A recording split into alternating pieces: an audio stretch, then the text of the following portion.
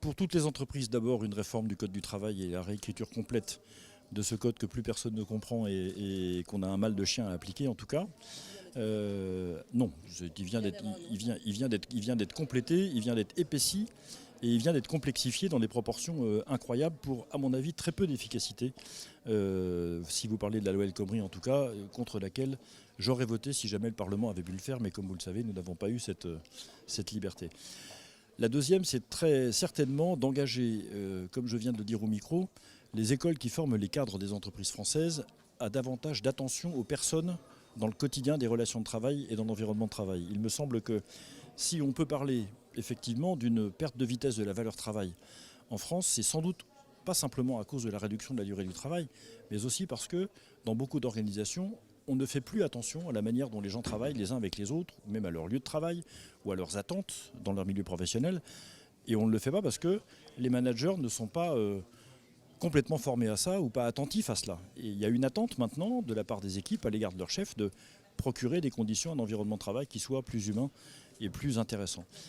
Et puis, il y a évidemment un problème de management, très clairement, mais j'observe qu'il y a très peu d'écoles, sinon pas, où l'on forme les cadres et les ingénieurs, dans lesquels on apprend ce que c'est, à quoi ça sert, comment ça fonctionne, qui sont les acteurs, quels sont les besoins d'une personne au travail. Enfin, tout ça doit être porté dans des formations initiales. Et puis, troisièmement, il y a surtout le repli de l'État sur ses fonctions essentielles.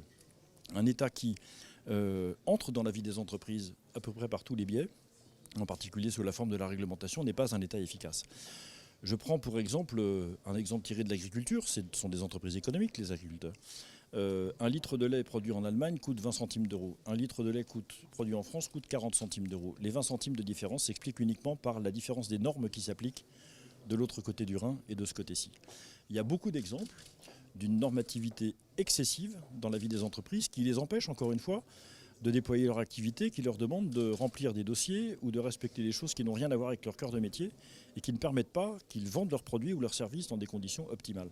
Si on réduit ce volume de normes insupportable à un niveau normal, qui est celui de nos concurrents, alors on pourra effectivement commencer à redonner l'oxygène aux entreprises. Et puis enfin, je voudrais ajouter un point sur la transmission des outils.